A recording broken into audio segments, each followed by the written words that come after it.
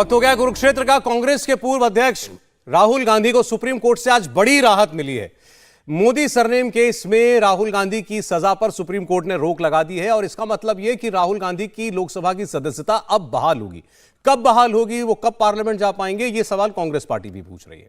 राहुल गांधी को राहत मिली तो जैसे कांग्रेस पार्टी के अंदर एक नई जान आ गई। देश भर में कांग्रेस कार्यकर्ताओं और नेताओं ने जमकर जश्न मनाया।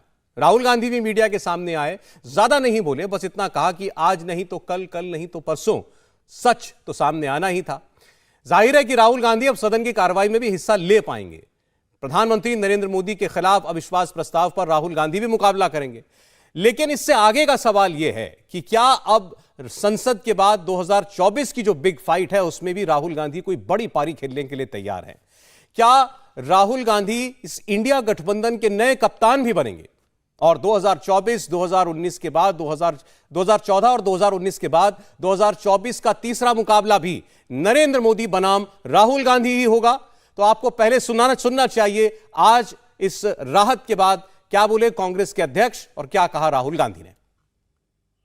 आज नहीं तो कल, कल नहीं तो परसों सच्चाई की जीत होती है। मगर जो भी हो, मेरा रास्ता तो क्लियर है। मुझे क्या करना है, मेरा क्या काम है, उसके बारे में मेरे दिमाग में बिल्कुल क्लैरिटी है। जिन लोगों ने हमारी मदद की और जनता ने जो प्यार और सपोर्ट दिया, उसके लिए मैं बहुत बहुत धन्यवाद करता हूं। डेमोक्रेसी की जीत हो गई, संविधान की जीत हो गई, सत्यमेव जयते जो हमारा नेशनल सिंबल के नीचे लिखा हुआ रहता है, वो उसका जीत आज हुआ है। अभी संविधान जिंदा है, बाकी है और न्याय मिल सकता है। ये इसका एक बहुत बड़ा उदाहरण है। दो मेहमान हमारे साथ जुड़ चुके हैं। अभय दुबे जी कांग्रेस पार्टी से। अभय जी स्वागत है आपका। प्रेम शुक्ला जी भारतीय जनता पार्टी से हमारे साथ हैं। प्रेम शुक्ला जी आपका बहुत स्वागत है। अब आपकी पार्टी को बधाई। अभय दुबे जी, सबसे पहले ये एक बड़ी राहत है जो सुप्रीम कोर्ट से मिली है और अब पार्लियामेंट में हम देख पाएंगे जल्द राहुल गांधी जी को। लेकिन अभी जो जवाब दिया है, अभी प्रेम शुक्ला जी भी तो बोलेंगे ही, लेकिन बीजेपी की तरफ से एक ट्वीट मैं आपको पढ़ करके सुना रहा हूँ।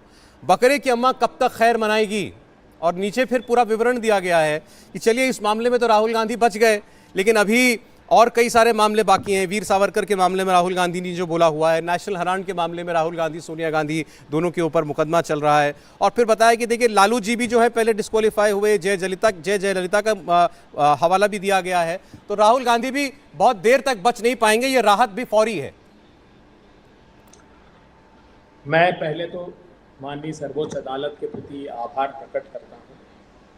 और ये जीत राहुल गांधी जी की जीत नहीं, कांग्रेस पार्टी की जीत नहीं है, देश के 140 करोड़ लोगों के जीत है जो न्याय में आस्था रखती है, जो सत्य पर आस्था रखती है। राहुल गांधी की सदस्यता छीन सकते हैं, राहुल गांधी का घर छीन सकते हैं, उनका हौसला छीन पाएंगे क्या? ये डरे हुए लोग, ये सत्य से भागने वाले लोग, ये प्रजातंत्र को खत्म करने वाले लोग।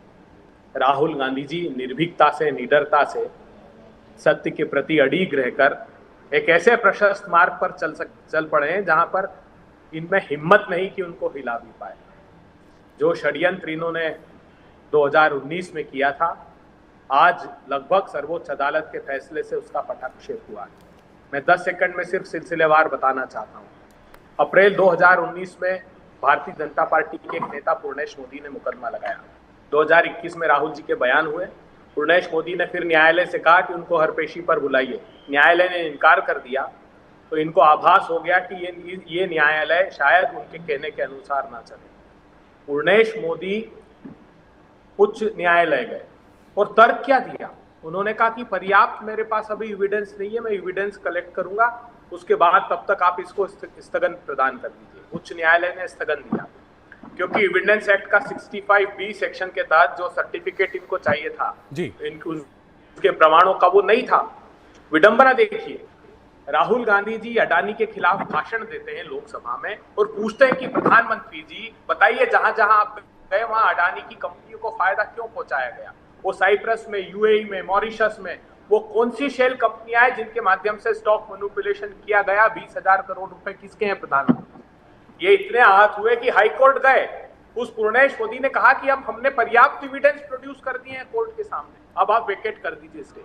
जबकि एक नया पन्ना, एक नया अक्षर भी उस अदालत ने, निचली अदालत में इन्होंने प्रोड्यूस नहीं किया। जी वहां पर न्यायालय ने इनको सजा का दोषी ठहराया। हमने उच्च न्यायालय में कहा कि साहब प्रोसीजरल इशू भी सेटल नहीं किए इन्होंने। सीआरपीसी का सेक्शन 202 में सबसे पहली प्राथमिकता है कि अगर अदालत के जुरिडिक्शन के बाहर का मुकदमा है, आप गुजरात में सुन रहे हो, अगर वो बता रहा है कि आरोप कर्नाटका में है और जो अपराध है वो कर्नाटका में कारित किया है, जैसा आरोपी का उनका कहना है पिटिशनर का, तो सबसे पहली प्राथमिकता है कि कोर्ट उसकी एक प्रिलिमिनरी इंक्वायरी कराए पुलिस के माध्यम से या जज के, वो नहीं कराई गई। उसके बावजूद इन लोग राहुल जी को सजा हुई। सुप्रीम कोर्ट ने आज अपने फैसले में एक बात कही, उन्होंने कहा कि ये तो बताइए कि जब कन्विक्शन हुआ और सेंटेंसिंग हुई तो सेंटेंसिंग में विस्परिंग शब्द का यूज किया उन्होंने कि आपकी खुसफुसाहट भी नहीं है कि क्यों आपने 2 साल की ही सजा सुनाई, जो अधिकतम है। 125 साल पुराना राजनीतिक दल है, हमारा विश्व का सबसे बड़ा प्रजातंत्र है, 200 साल का इतिहास है, किसी को इस मुकदमे में 2 साल की सजा नहीं दी, क्योंकि ये कंपाउंडेबल है, नॉन कॉग्निजेबल ऑफेंस है ये। उसके बावजूद आपने सबसे बड़ा जो सेंटेंस था 1 साल 11 महीने की सजा आपने नहीं सुनाई, क्योंकि वो फिर उनकी अयोग्यता नहीं होती। और आखिरी बात करता हूं, जो आपने कहा कि अब सदस्यता कब बहाल होगी, तो ये लोक प्रहरी बनाम election commission of India 2018 supreme court का साफ कहना है कि जैसे ही कन्विक्शन स्टे होता है स्वतः ही उनका सदस्यता बहाल मानी जाएगी। जिस आधार पर इन्होंने कहा था कि सदस्यता नहीं रह सकती क्योंकि सुप्रीम कोर्ट का निर्णय है, जबकि हमने कहा था कि आर्टिकल 103 में यह अधिकार सिर्फ और सिर्फ राष्ट्रपति। ठीक है अभय जी, आप कह रहे हैं तुरंत बहाल भी करें। आपके इनके पाप पर पर्दा डालने के लिए राहुल गांधी जी को रोक रहे हैं, लेकिन आज अच्छा है कि अविश्वास के प्रस्ताव में जो विश्वासघात इन्होंने देश के साथ किया है उसके खिलाफ मुखरता से बोलने। अब जरा प्रेम शुक्ला साहब बोले, आज जो बातें कही आपकी पार्टी की तरफ से, मैं जरा बता रहा हूं कांग्रेस पार्टी की तरफ से। खड़गे साहब ने कहा अभी संविधान जिंदा है और देश में न्याय मिल सकता है, इसका प्रमाण सुप्रीम कोर्ट का आज का निर्णय है। और ये बीजेपी की एक साजिश थी कि अडानी और नरेंद्र मोदी के ऊपर जो वो बोल रहे थे पार्लियामेंट में, उसको दबाने के लिए, आवाज दबाने के लिए पूरा षड्यंत्र रचा गया था। सुप्रीम कोर्ट ने उसका पर्दाफाश कर दिया। बिल्कुल प्रेम शुक्ला जी। सौरभ जी, देखिए किस तरह से झूठ बोलने वाले, गालीबाजी करने वाले, फर्जीवाड़ा करने वाले सुप्रीम कोर्ट को उद्धृत करके किस तरह से झूठ बोल रहे हैं, इसका ये नंगा उदाहरण, नग्न उदाहरण है।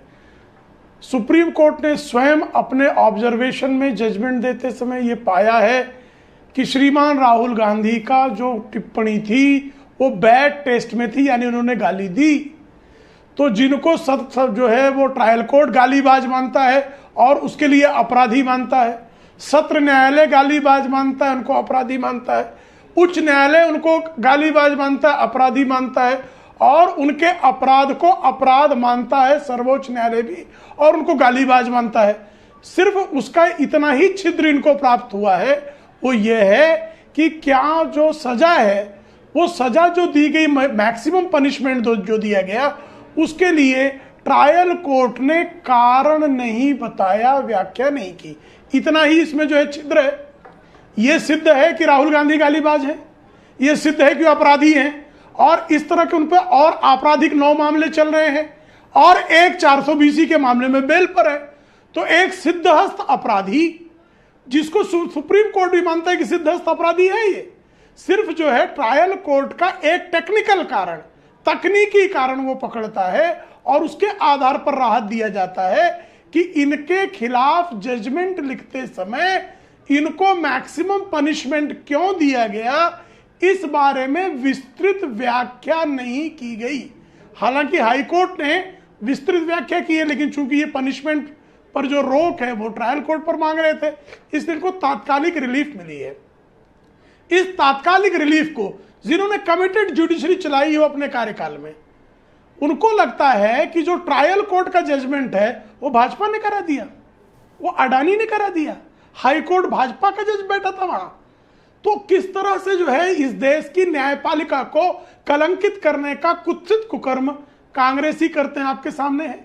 संसद को गालियां ये देंगे, न्यायपालिका को गालियां ये देंगे, प्रधानमंत्री को गालियां ये देंगे, सुप्रीम कोर्ट को उद्धृत करके चौकीदार चोर है का नारा लगाएंगे और कान पकड़ के माफी मांगेंगे, पिछड़ी जातियों को गालियां देंगे और माफी मांगना ना मांगने का भी प्रेम शुक्ला जी, ठीक, आपकी इतनी बात सही है और ये फैक्ट है कि कोई सुप्रीम कोर्ट ने उनको दोष मुक्त नहीं किया है और एक अहंकारी जो उन पर दोष सिद्ध हुआ था निचली अदालत में कि उन्होंने मोदी समुदाय के खिलाफ या मोदी उपनाम रखने वालों का अपमान किया, उस विषय में सुप्रीम कोर्ट गया ही नहीं है। सुप्रीम कोर्ट ने तो केवल सजा के ऊपर अपनी बात कही है, क्वांटम ऑफ सेंटेंस, उस पर उन्होंने कहा और सजा पर फिलहाल रोक लगाई है, लेकिन वो आगे बरी होंगे या नहीं होंगे इस पर सुप्रीम कोर्ट ने कोई फैसला नहीं सुनाया है। अभी भी राहुल गांधी उस कृत्य के आरोपी दोषी हैं, ये बात आपकी ठीक है, लेकिन व्यवहारिकता में देखिए, व्यवहारिकता तो ये है कि सर प्रेम शुक्ला, व्यवहारिकता तो अब ये हुई ना, ठीक है, अब वो आगे केस चलेगा, अपील में चल रहा है वो केस।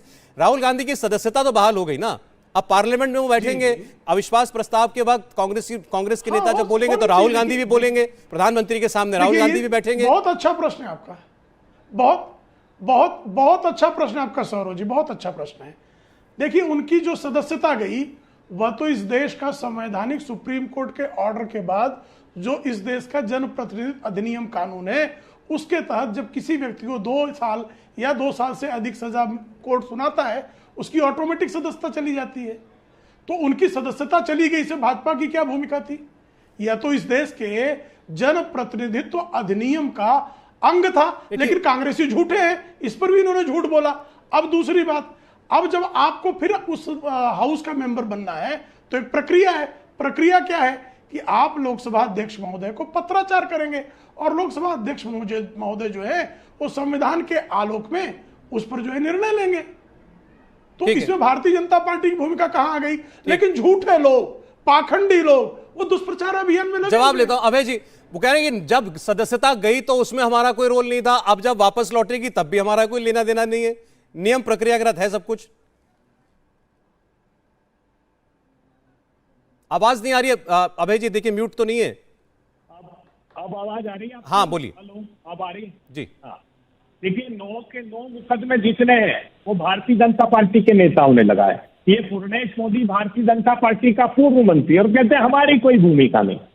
फिर ऐसा क्यों है साहब कि 7 मार्च को वो आदमी खुद जिसने पिटीशन फाइल की वो हाईकोर्ट जाता है स्टे कराने की। हमने ये सुप्रीम कोर्ट ने कहा और क्या रहा है वो, मतलब 3 साल बाद 2022 में मुकदमा लगाने के बाद वो हाईकोर्ट में ये कह रहा है कि साहब अभी एविडेंस पर्याप्त नहीं है, तो मैं एविडेंस कलेक्ट कर रहा हूँ, तब तक के लिए आप स्टे करिए केस को। हाईकोर्ट स्टे करती क्योंकि उनके पास वो फर्स्ट हैंड के पास एविडेंस नहीं थे, क्योंकि वो खुद एक तो मौजूद नहीं थे। और जैसे मैंने कहा कि एविडेंस एक्ट का सेक्शन 65B के तहत जो सर्टिफाई कराना होता है वो सर्टिफिकेट इनके पास नहीं था। जिनको बयान में नाम दर्ज कराने वो नाम नहीं थे, उसके अलावा किसी एक आदमी को खड़ा कर दिया कि साहब इन्होंने सुना था। खैर, हमने प्रोसीजरल इशू पर भी बात की, लेकिन जैसे ही राहुल गांधी जी ने लोकसभा में भाषण दिया कि प्रधानमंत्री जी ये अडानी के गोरख धंधे में क्यों शामिल है सब लोग, इस बात का जवाब दीजिए। 2016 में DRI ने ओवर इनवाइसिंग का इंडोनेशिया से कॉल का केस दर्ज कर रखा है, उस पर कार्रवाई नहीं करते। 6 एयरपोर्ट नीति आयोग के और मिनिस्ट्री ऑफ एक्सटर्नल अफेयर्स के विरोध के बावजूद उस आदमी को दिए गए, इसका जवाब दीजिए। तो इन लोगों ने प्रतिशोध दिया, इनको जनता से सरोकार नहीं था, इनको सरोकार था अपने साथी से। उस साथी के लिए प्रतिशोध लेकर इन लोगों ने, और मैं क्यों कह रहा हूं, क्योंकि इतनी पुख्ता बातें हमने सुप्रीम कोर्ट में कही कि साहब पीपल्स रिप्रेजेंटेशन एक्ट का आधार बनाकर हाई कोर्ट ने जो उस मुकदमे से का संदर्भ नहीं था वो लेकर भी उस पर टिप्पणी की। और ये जो प्रमुख बातें थी कि ना उसकी विवेचना की गई, ना उसके पास एविडेंस का अभाव होने के बावजूद फैसला दिया गया, आनंद फानंद में सिर्फ राहुल गांधी जी ने बोल दिया और ये फैसला दिया, तो प्रथम दृष्टया सर्वोच्च अदालत को लगा। और दूसरी बात मैं ये बड़ी कहना चाहता हूँ, ये जो बार बार कह रहे हैं कि सुप्रीम कोर्ट ने सिर्फ ये कहा कि हम आपके इस पर अभी रोक लगाते हैं, उसमें अगर आप उनका कन्वर्सेशन देखेंगे तो इस बात पर कन्विंस्ड होते हुए जो तथ्य हमने रखे हैं कि साहब ये पहला ऐसा अवसर है जब आपने जो कन्विक्शन होता है और सेंटेंसिंग दो अलग अलग हिस्से हैं। कन्विक्शन प्रोनाउंस किया जाता है, उसके बाद सेंटेंस जो सजा है दोष सिद्ध किया और सजा सुनाई। तो सजा सुनाने में आपको कारण देने होते हैं, जब कारण नहीं थे पर्याप्त तब तो नहीं कारण की व्याख्या की। तो ये बुनियादी सिद्धांत है न्याय का, उस बुनियादी सिद्धांत को पालन नहीं किया गया, जिसके कारण राहुल गांधी जी को ये राहत दी। और ये शुद्ध रूप से भारतीय जनता पार्टी का षड्यंत्र है। इन्होंने क्या कहा? इन्होंने कहा कि ये तो जो है आदतन अपराधी है इस बात को। अरे साहब, सारे भाजपा नेताओं ने अपराध पंजीबद्ध कराया। ये बात तो अभय दुबे जी कोर्ट ने भी कही थी कि आप सांसद भी हैं और आप रिपीट ऑफेंडर भी हैं, आपने पहले भी ऐसा बयान दिया। जो बात आप कह रहे हैं नहीं, ये तो निचली अदालत ने भी यही बात कही थी। नहीं, निचली अदालत सुनिए ना, वही तो मैं कह रहा हूं। हाईकोर्ट की बात है, सारे के सारे भाजपा के नेता जिन्होंने हाईकोर्ट ने कहा है, इन्होंने क्या तर्क दिया? इन्होंने क्या तर्क दिया कि सुप्रीम कोर्ट में माफी मांगी। तो हमने कहा कि साहब, जो सुप्रीम कोर्ट में अच्छा मामला वो सुनिए ना, अप्रैल 2019। अबे जी, आपकी आवाज में आवाज साफ नहीं आ रही है मुझे। 30 सेकंड दीजिए, जरा इसको ठीक करते हैं दोबारा। आपकी अब पहुंच गई आपकी बात, लेकिन थोड़ी क्लैरिटी में दिक्कत है। अभय दुबे जी, माफ कीजिएगा, प्रेम शुक्ला जी बार बार वो कह रहे हैं कि षड्यंत्र था। पूर्णेश मोदी कौन? भारतीय जनता पार्टी का कार्यकर्ता। पूर्णेश मोदी ने पहले कहा मेरे पास सबूत नहीं है, अभी ट्रायल मत चलाइए। फिर जब पार्लियामेंट में राहुल गांधी ने अडानी पर बोलना शुरू कर दिया तो तुरंत वो पहुंच गए हाई कोर्ट के पास कि आप साहब ट्रायल आगे बढ़ाइए। देखिए किस तरह से झूठ बोलते हैं, इनके झूठों का षड्यंत्र समझिए आप। ये जो हाईकोर्ट से लेकर सत्र न्यायालय में अपील में गए, उन्होंने ये तथ्य रखे हैं क्या? कांग्रेस के राहुल गांधी के वकीलों ने जो अभय दुबे कह रहे हैं यही तथ्य रखा है क्या? जरा पूछिएगा, वेरीफाई कर लीजिएगा। हाई कोर्ट में बात कही क्या उन्होंने? सुप्रीम कोर्ट में बात कही क्या? ये टीवी डिबेट में आके कुछ कहते हैं और ये सेशन कोर्ट में कुछ कहते हैं, हाई कोर्ट में कुछ कहते हैं, सुप्रीम कोर्ट में कुछ कहते हैं। तो ये इनका स्वयं का जो है, इनके बीच में कोई सामंजस्य नहीं है, क्योंकि झूठ बोलने वालों के पास सत्य का तो जो है वो श्रृंखला होती है, झूठ की कोई श्रृंखला नहीं होती। झूठ बोलेंगे। अब दूसरी बात, अगर कोई ये बयान दे दे कि एक दुबे कोई एक आपराधिक कृत्य में शामिल हो, इस दो दुबे उस आपराधिक कृत्य में शामिल हो, इस आधार पर कोई कह दे सारे चोर दुबे ही क्यों होते हैं, तो अभय दुबे जी को एक नागरिक होने के नाते क्या मुकदमा करने का, आपराधिक मुकदमा दायर करने का अधिकार है कि नहीं है? और अगर ये आपराधिक मुकदमा दायर करेंगे तो कांग्रेस पार्टी का षड्यंत्र होगा क्या वो? और अगर आपराधिक मुकदमे पे कोर्ट फैसला देगा तो कोर्ट जो है वो भारतीय जनता पार्टी की इकाई मान ली जाएगी क्या? हाई कोर्ट क्या भारतीय जनता पार्टी की इकाई मान ली जाएगी क्या? आज अगर सुप्रीम कोर्ट इनको राहत नहीं देता तो क्या उसको भारतीय जनता पार्टी का फ्रंट मान लिया जाना चाहिए? ये कैसा विमर्श करते हैं? अरे चलिए ठीक है, अब जरा कोर्ट की बात से आगे मैं बढ़ना चाहता हूं। न्यायालय जो है आपके विरुद्ध, और उस न्यायालय ने श्रीमान राहुल गांधी को माफी मांगने का अवसर दिया था कि नहीं था? और जब अवसर दिया तो उनका अहंकार ये था कि नहीं कि मैं तो जो हूं गांधी हूं, माफी नहीं मांगूंगा। अरे कैसे गजब बात कर रहे हैं। 420 आप करेंगे, गालीबाजी आप करेंगे। अच्छा चलिए प्रेम शुक्ला जी, अब जरा इस मुकदमेबाजी से आगे बढ़ते हैं। जरा अब मैं इसके राजनीतिक पहलू पर बात करना चाहता हूं आपसे और अभय जी से। देखिए अभी तक राहुल गांधी के ऊपर ये डिस्क्वालिफिकेशन के बाद से 8 साल वो चुनाव लड़ पाएंगे कि नहीं लड़ पाएंगे, एक बड़ा सवाल उनके ऊपर तैर रहा था। उसका जवाब चलिए अभी अधूरा ही सही, लेकिन उनको मिल गया फिलहाल कि अभी वो सांसद भी हैं और अभी आने वाला चुनाव भी लड़ सकते हैं, जब तक अगर दोबारा से कहीं कोई कन्विक्शन उनका अपहोल्ड ना हो जाए।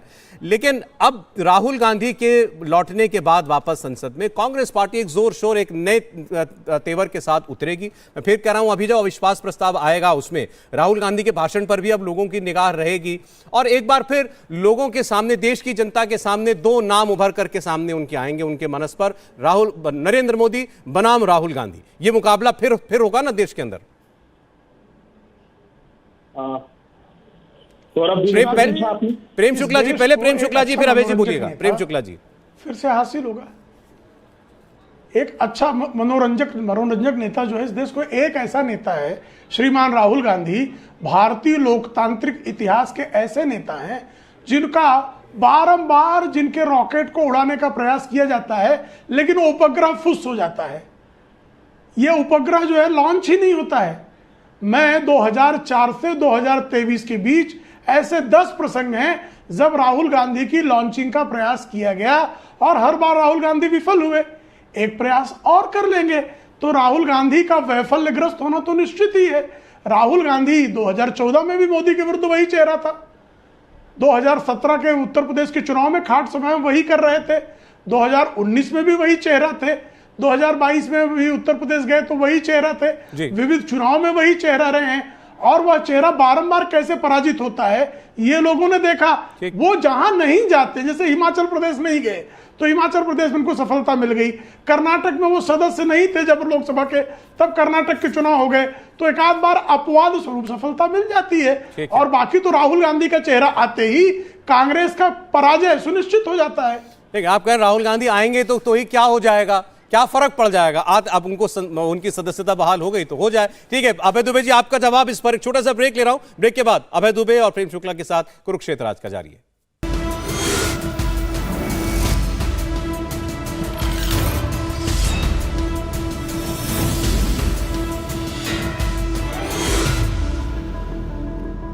स्वागत है, आप देख रहे हैं कुरुक्षेत्र। अभय दुबे जी कांग्रेस से, प्रेम शुक्ला जी भारतीय जनता पार्टी से आज हमारे मेहमान है। राहुल गांधी को सुप्रीम कोर्ट से राहत मिली मोदी उपनाम, मोदी समाज का अपमान करने के मामले में, और अब उनकी संसद सदस्यता जल्द बहाल होगी। कांग्रेस पार्टी मांग कर रही है कि जितनी जल्दी सदस्यता उनकी ली गई थी उतनी जल्दी वापस भी की जाए। बहरहाल अभय दुबे साहब, अब सवाल देखिए, प्रेम शुक्ला जी ने कहा ठीक है राहुल गांधी जी अब संसद में आ जाएंगे, फिर से बहाल हो गई उनकी सदस्यता, क्या फर्क पड़ जाएगा?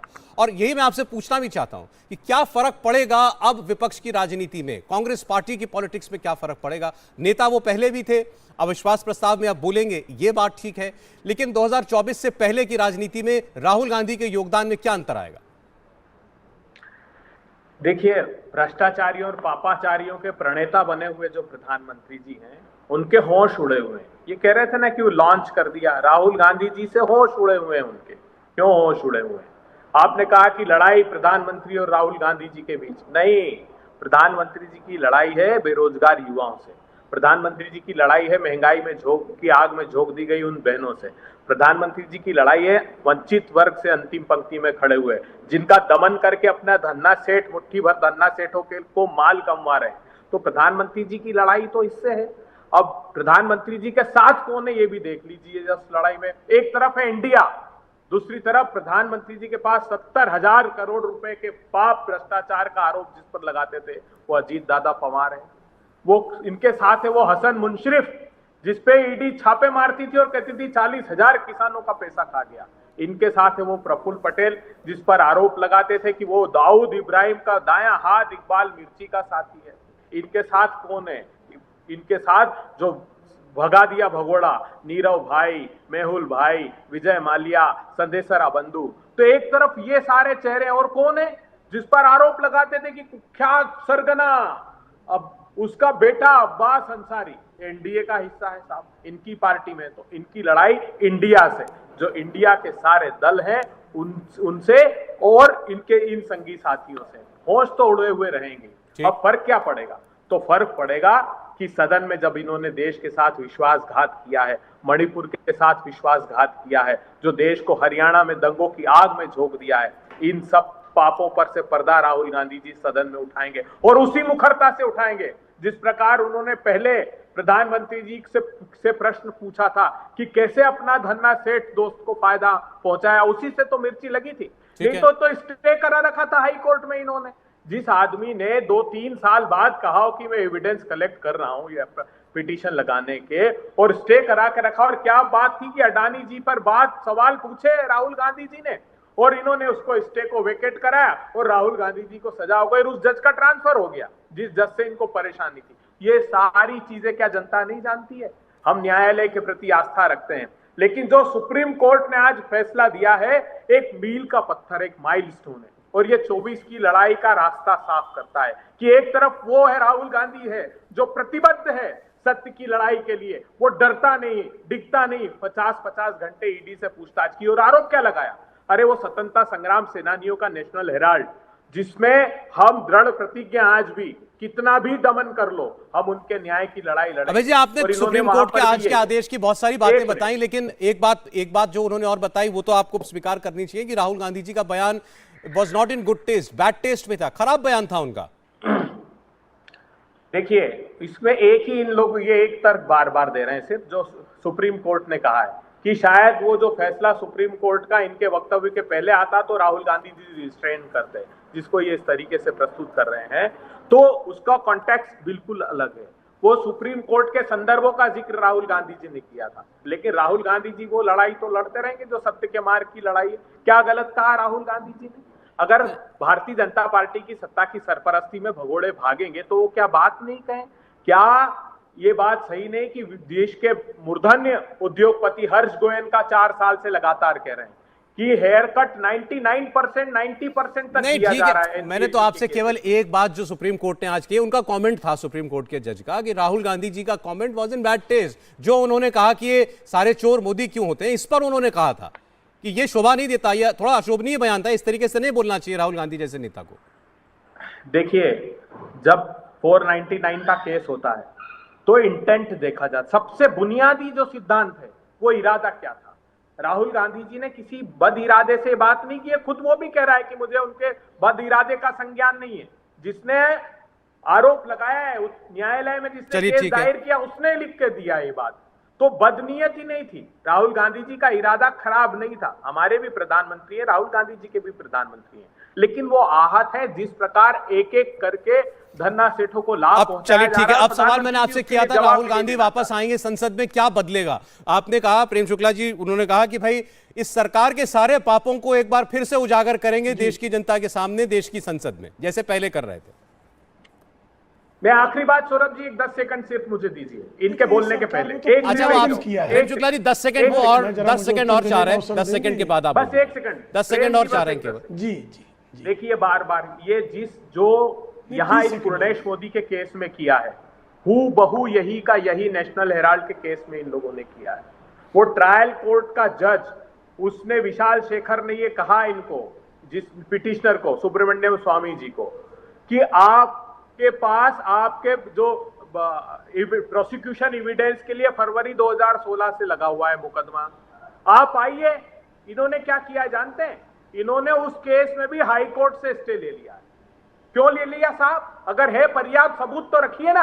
अच्छा, नहीं रख सकते क्योंकि 2015 में नेशनल हेराल्ड में ही यही आगे कानूनी प्रक्रिया नहीं बढ़ाना चाहते, मुकदमा यही स्टॉल करना चाहते हैं। चलिए ठीक है, और आपकी अभी जो बात हुई उस पर प्रेम शुक्ला।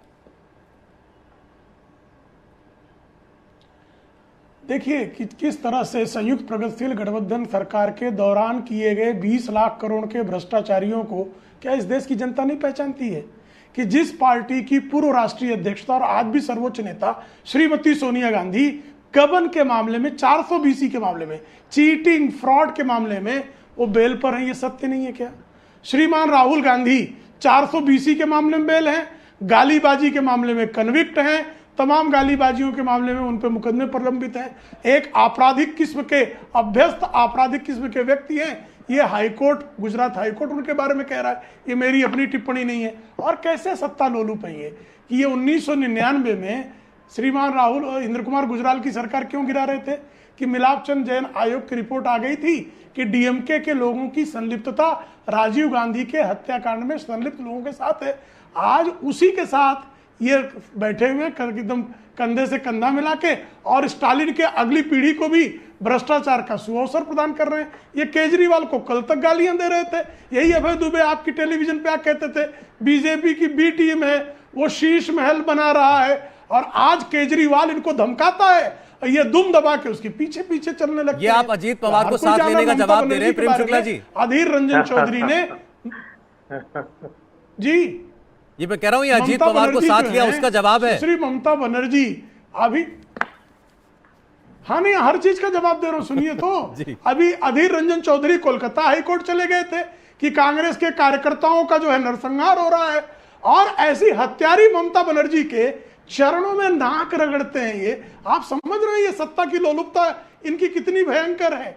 ममता बनर्जी को भ्रष्टाचारी ये कह रहे थे, अत्याचारी ये कह रहे थे, आज भी अधीर रंजन चौधरी हत्यारा उनको अधीर रंजन चौधरी कहते हैं। और 3 दिन पहले अधीर रंजन चौधरी कह रहे थे ये मजबूरी में हम तो गठबंधन कर रहे हैं जी। तो मजबूरी में जो गठबंधन कर रहे हैं, अपने कार्यकर्ताओं के हत्यारों के सामने जो सिर झुकाकर हत्यारों के खून का जो है हिसाब करने वाले, ऐसे खून के जो सौदागर हैं, उनकी स्थिति आप देख लीजिए, क्या दशा है इनकी। जो शरद पवार के बारे में बात कर रहे हैं भाई साहब, आप जब प्रफुल्ल पटेल आपको इतने आज मिर्ची के दिखाई दे रहे हैं, तो एविएशन मिनिस्टर क्यों बनाया था जी? किसने बनाया था एविएशन मिनिस्टर? आप ही ने ना बनाया था। शरद पवार को दाऊद इब्राहिम का साथी अर्जुन सिंह कहते थे आपके नेता, और जब दो उनके जो हैं विमान में बैठकर जब दाऊद इब्राहिम जेजे शूटआउट के 2 शूटर चले आए थे, तो एनके सिंह आपके जो एडवाइजर सिक्योरिटी होते तो किताब लिखते थे उनके बारे में कि भाई ये तो दाऊद इब्राहिम गिरोह से इनकी संलिप्तता है। और जब 1999 में आपकी कांग्रेस पार्टी छोड़कर गए थे, तब भी आप उनको जेजे शूटआउट के एक्यूज का संरक्षक बता रहे थे। तो हत्यारे आपके साथ, भ्रष्टाचारी आपके साथ, तो आपके कार्यकर्ताओं, राजीव गांधी के हत्याकांड करने वाले आपके साथ।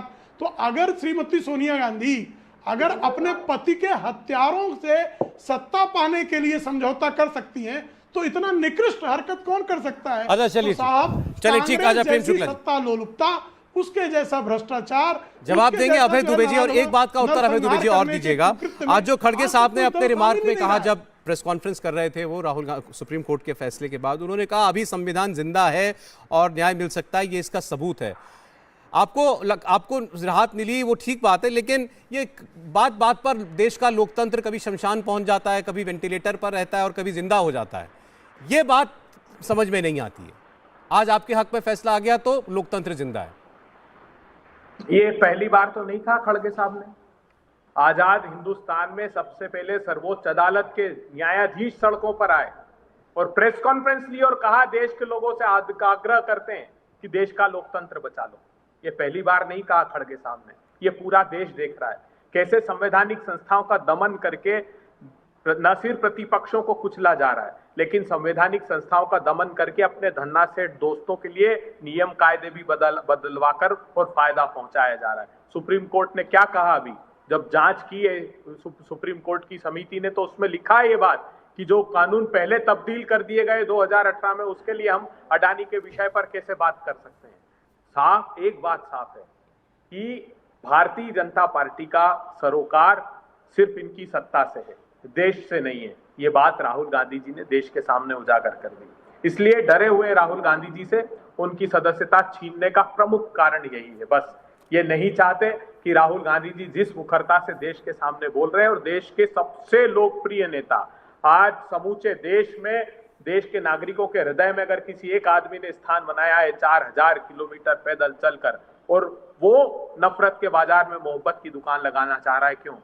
आपने कभी देखा प्रधानमंत्री जी ने मणिपुर जल गया, देश का हमारा हिस्सा, वहां के बहु बेटियों के साथ क्या किया है, कितनी नग्नता अश्लीलता की पूरे देश ने देखा, प्रधानमंत्री जी नहीं बोले।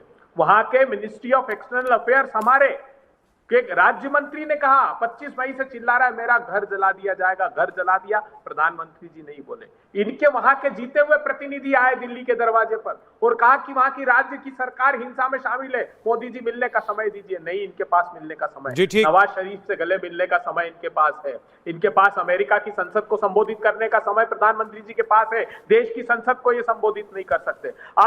आप देखिए, गुजरात में दंगा हो, वडोदरा में वंजारावास में राहुल लगातार चिल्लाता रहा कि 3 दिन तक पेट्रोल बम मारे गए, हम परिवार के परिवार पलायन कर गए, प्रधानमंत्री जी का दिल नहीं पसीजता। कश्मीर में पंडितों का कत्ल हो जाए, प्रधानमंत्री जी का दिल नहीं पसीजता, क्योंकि इनके लिए इनकी छवि प्राथमिकता है। देश जलता हो जल जाए, इनकी छवि पर आंच ना आए, ये सिद्धांत इनके पास है। वो राहुल गांधी जी ने बेनकाब कर दिया। इसलिए तो राहुल गांधी जी से इनको तकलीफ है। नहीं तो स्वस्थ प्रजातंत्री परंपरा तो ये कहती है कि आप लड़िए जनता की अदालत में, आप दुरुपयोग करके सारे के सारे मुकदमे, क्या बात है कि 13 करोड़ कहते हैं मोदी प्रभावित है, लेकिन मुकदमे सारे भारतीय जनता पार्टी के नेता लगाते हैं। विडंबना तो देखिए आप। ठीक है अभय जी, आपने ये कहा कि यही बात है कि इसी वजह से प्रधानमंत्री मोदी के भी होश उड़े हुए हैं, डरे हुए हैं वो राहुल गांधी से कि अब संसद में आमना सामना करना पड़ेगा। प्रेम शुक्ला जी, राहुल गांधी कोई ड्रैकुला है क्या कि लोग उनसे डर जाएंगे? राहुल गांधी एक हाड़ मांस के वजह बने हुए व्यक्ति हैं।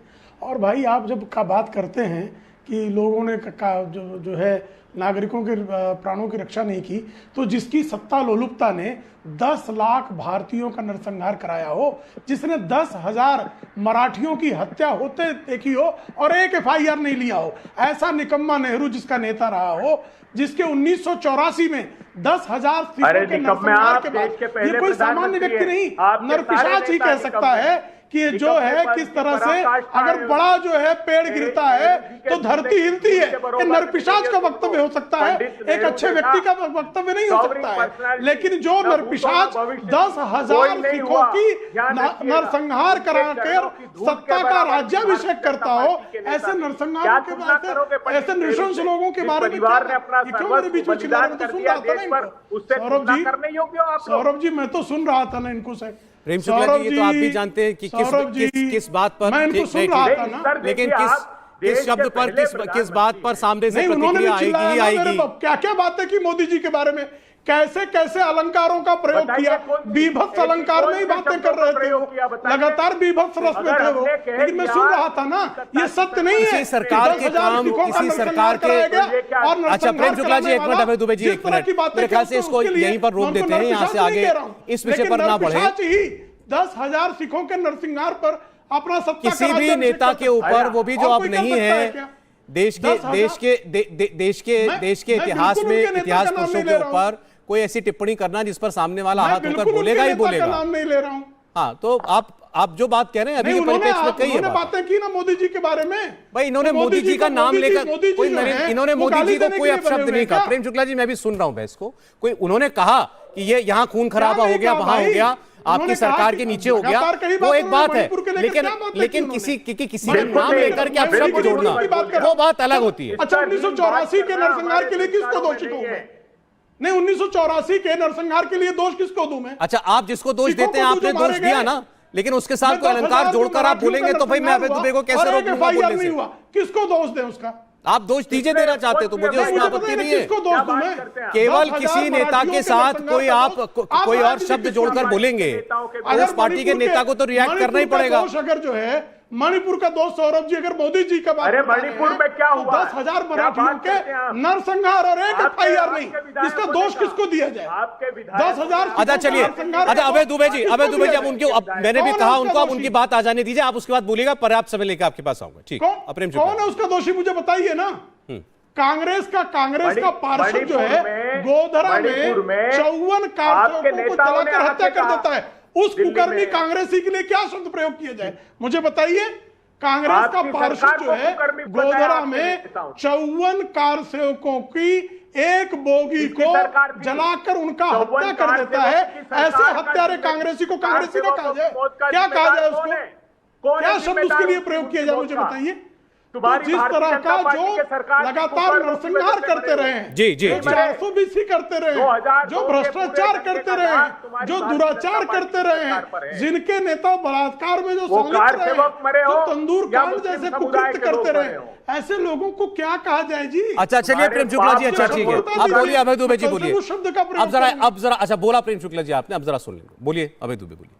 ये मेरे बीच में लगातार सौरभ जी देखिए गुजरात में कार सेवकों की हत्या हुई, किस तरह से जो है अभय दुबे किस तरह से लगातार बीच में बोल रहे थे, क्योंकि नरसंहार करने वाली नृशंसता जो है ये कांग्रेस हरियाणा में जो अपनी 15 मिनट टोक लीजिए इनको, उसके बाद तो बोलने दीजिएगा ना। ये कांग्रेस की प्रकृति है, उसका पाप भारतीय जनता नहीं लगातार मेरे बीच में बोल रहे थे। चलिए प्रेम शुक्ला जी आप सुन लीजिए, अब तो समय भी नहीं है ना। देता हूं मैं अभय दुबे जी जो है जिस तरह से कोलाहल मचा रहे थे, इनके कोलाहल पर मैं सटीक प्रश्न पूछ रहा हूं, इनकी हिम्मत हो तो बताएं कि 10,000 सिखों के नरसंहार करने वाले राजीव गांधी के लिए किन शब्दों का बोल लिया प्रेम जी आपने, बोल लिया। अच्छा ठीक है, अब जरा अभय दुबे जी की आवाज आ जाए, 30 सेकंड तो सुनिए उनकी बात को ना। अब आपने बदला पूरा कर लिया अपना, मैं समझ गया, उन्होंने आपके पीछे बोला, आपने उनके पीछे बोल लिया। ठीक अभय जी कंप्लीट कर भाई, लगातार मेरे पीछे बोलो तो ठीक है प्रेम जी, ठीक कह रहा हो गई वो बात तो। इनके पास कोई समाधान नहीं है सौरभ जी, भारतीय जनता पार्टी के पास इनके नहीं, पाप ये कर्म बता, की इनकी कर्मों हिम्मत पर हो तो ये पर्दा जवाब डालने दे के दे। लिए राजीव बताइए गांधी के आप कार्यकाल में गुजरात में मारे कौन गए है? 10,000 अगर सिखों के गुजरात में नरसंहार का दोष लोगों की किसका? हत्या और हुई, उसका उसमें नरसंहार भी करने तुम्हारे वाले लोगों एचकेएल के भगत नाम को FIR में मंत्री थे। बनाने वाले व्यक्ति क्या को मैं बात नर करते हो पिशाच आप? ना कहूं तो क्या कहूं? उस समय हमने जगदीश टाइटलर जैसे व्यक्ति को मंत्री बनाने आज वालों को क्या कहूं? मणिपुर में जो हो कमलनाथ रहा जैसे है, कुकर्मी के लिए तुम्हारे मैं किन विधायक शब्दों का कह रहे प्रयोग करूं? तुम्हारे ये बताएं तुम्हारे जरा मुझे। सरकार वहां कमलनाथ जैसा जो हत्या खैर और जी, प्रधानमंत्री जी का हत्यारों की भीड़ कौन में समझिए शामिल उसका, था, वो बोलना उसके भी लिए नहीं। अब राहुल गांधी आएंगे पार्लियामेंट में, क्या बोलेंगे मैं उम्मीद करता हूं वहां जो बहस होगी उसमें हम राहुल गांधी को भी सुन पाएंगे और प्रधानमंत्री का जवाब भी सुन पाएंगे। बहरहाल शुक्रिया करूंगा, आप लोगों ने समय निकाला। प्रेम शुक्ला जी, अभय दुबे जी, कुरुक्षेत्र में इतना ही आज। इंडिया टीवी हर वक्त हर जगह डाउनलोड करने के लिए सर्च करें India TV news Google play store या ऐप स्टोर पर।